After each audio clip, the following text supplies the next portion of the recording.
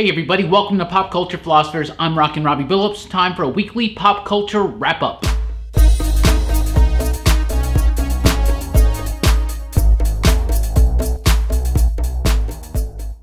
That's right everybody, time for the weekly pop culture wrap-up. We got some things to go through. It's been a couple weeks since I've done one of these things. Things have been a little bit busy here in the Huntsville attic. Anyway, I hope you guys are having a good holiday season. Happy Hanukkah, Kwanzaa, Festivus for the rest of us, and of course Merry Christmas from all of us here at Pop Culture Philosophers. Hope you have a good time with your family and your friends and everything else.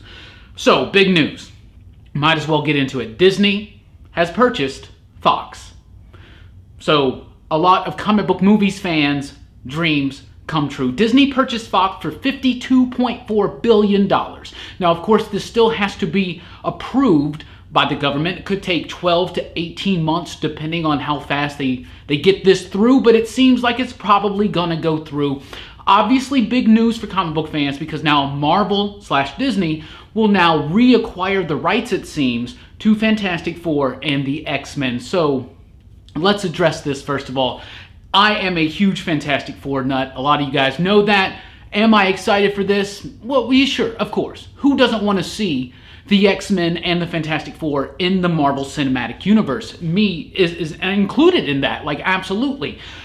I don't necessarily think that off the bat Marvel Studios will be able to make a good Fantastic Four film, whereas other people have not. I don't think anything is special about Marvel. There is something special about Marvel Studios. Obviously, they have a closer connection, it seems, to the characters. They get a lot of it right.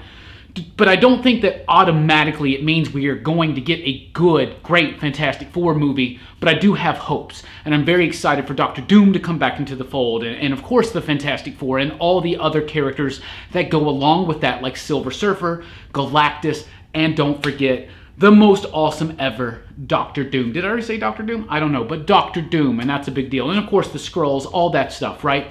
So it doesn't mean that Marvel has everything back. They still don't have the solo rights to a Hulk film that's kind of shared with Universal. The Namor rights are still, who knows, all over the place. But it is exciting, and it is also exciting to see the X-Men, of course, come into this world. The only thing that bothers me, and this is purest Fantastic Four type stuff coming out right now, but the Fantastic Four are the first family of Marvel.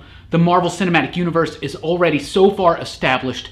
How do you introduce the Fantastic Four in there and have them be what the Fantastic Four is actually supposed to be in comparison to the rest of the Marvel Universe? The rest of the Marvel Universe, the Avengers, the X-Men, Spider-Man, all those cats, they look up to the Fantastic Four. They were first. I have a very simple solution.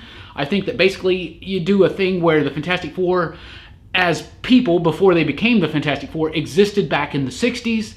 They were these scientists. They went on this crazy adventure through dimensions and they've been lost. And then they come back. They have these amazing powers. Maybe they bring a Galactus or two with them. Maybe Doctor Doom is already in Latveria, of course. Things like that. A Galactus or two. Something like that. And they show up and time passes differently where they've been, say, the Negative Zone. They come back pretty much the same age. Therefore, they are still the first family, but now being reintroduced into the world in 2017, 18, 19, whenever this stuff happens. So that's exciting. There is some worry, of course, about so much media consolidation. Yet again, right? Disney owning so many intellectual properties, so many copyrights. But I'll tell you what, it's going to, since they have access to all that Fox backlog now, it's definitely going to be like to help their streaming service for sure. So Disney wants to launch their own streaming service, which a lot of people are like, well, that seems cool and all, but man, they have so much content now for that. I really think it's going to be a really, really hard sell not to, it's going to be a really tough decision not to go ahead and jump on board with that because it seems like they could have a lot of content there. So whatever. So there you go, Disney, Fox, it happened. It seems like we may get the Fantastic Four and the X-Men in the Marvel Cinematic Universe. What do you think about that? Let me know in the comments down below. So let's move on to some comic book news. Not too much really to cover right now, but let's talk about this. Where is Wolverine? We last saw Wolverine coming back from the dead with an Infinity Stone in Marvel Legacy #1. Now it seems like his continuing adventures are going to be in the back, like backup stories in upcoming comic books. I'm going to share an image right here where it lists the comic books to read. And I'm assuming that Jason Aaron, maybe Esad Ribic is going to be doing the artwork, but I'm pretty sure Jason Aaron's going to be doing this book. But basically, the short Wolverine stories, post-credit scenes, if you will, they're going to lead into some kind of mystery, maybe involving what we're about to talk about, the Infinity Countdown. But real quick about the Wolverine thing, it seems a little cheesy to force people to buy all these books that maybe they don't typically read to get like maybe a 2 to 4 page Wolverine story that we know is going to be collected in and of itself on its own eventually. So it just seems a little silly. But whatever, maybe it could be fun and interesting, whatever. Infinity Countdown is basically, Guardians of the Galaxy is canceled at 150, and what was going to be the next Guardians of the Galaxy story has been rebranded Infinity Countdown, building up to Marvel's big event of the year. It's going to be done by Gary Dugan, or is it Jerry Dugan? I think it's Gary Dugan. Gary Dugan and Aaron Cooter is going to be doing the artwork. But in the artwork, we now know pretty much who has the Infinity Stones. Gamora has the Power Stone. Captain Marvel has the Reality Stone. Wolverine has the Space Gem. I still like calling them gems every once in a while. Loki, presumably with Mind. The Magus, who is the evil Adam Warlock, of course, with Soul. And Super Skrull, it seems, has the Time Stone. So obviously they have changed the Infinity Gems from the comics to correlate to the Infinity Stones of the Marvel Cinematic Universe.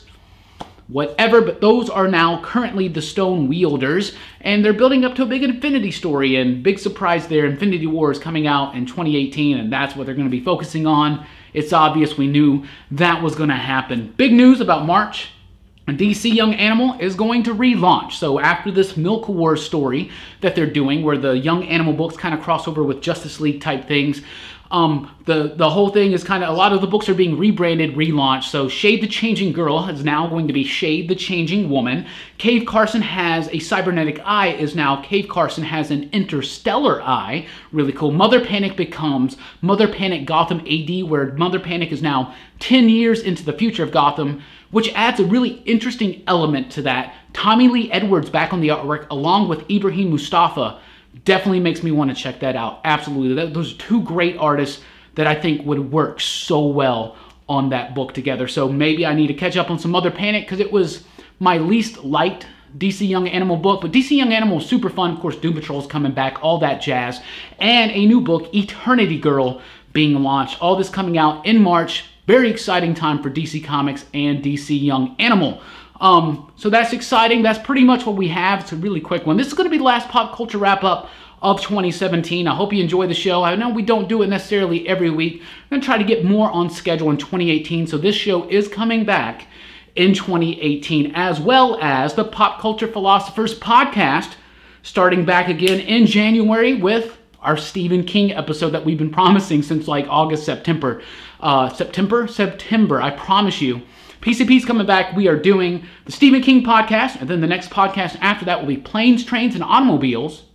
Very interesting. Not necessarily about the movie, but just you figure it out. Plus Nintendo.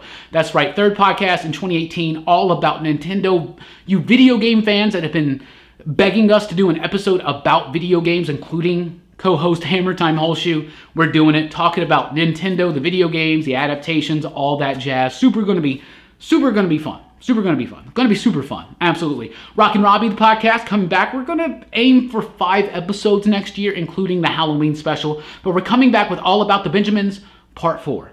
That's right. If you're not familiar with All About the Benjamins, I started the Rockin Robbie podcast like in 2012, and we've been doing these Benjamins episodes, all about the Benjamins. Just anything Ben that we can make it related and connected to. I'll throw links down below to get episode 1, 2, and 3 here on YouTube. You can check them out and watch them. Rockin' with Rockin' Robbie is my own personal podcast here, exclusive to the Pop Culture Philosophers YouTube channel. I hope you check it out.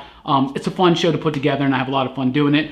Also, it is true, PCP Movie Night has wrapped up its production. It's over. It's done.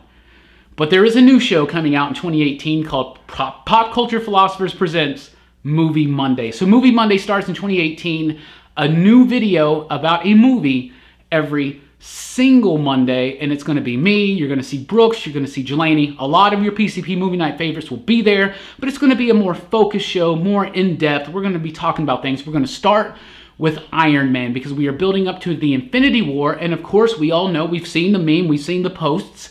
But if you watch one of the MCU movies a week, it leads perfectly up to Infinity War. That's what we're doing. We're going to start with Iron Man, then go into the Incredible Hulk, and then, of course, Iron Man 2, Brooks, Jelani, me on those first few videos. So I hope you check those out every Monday. Of course, the weekly pop culture wrap-up, like I said, will be returning, as well as the weekly comic book review, uploaded every Wednesday, mostly on Tuesday nights, but definitely by every Wednesday. I have a lot of fun doing that show. So thank you guys so much for your support in 2017. We'll be back later on in a couple days here with the comic book review. Of course, not going to stop that at all. That comes out every single week. So thank you guys so much for your support. Please do subscribe, like, and share this video. We love everything about you guys. So thank you guys so much from the bottom of our heart. Hope you have a happy new year. Hope you have a great holiday season. Check us out at popculturephilosophers.com, podcast blogs, top 5 lists, and a whole lot more. I'm Rockin Robbie Billups. Thanks for rocking with us. Keep on dreaming.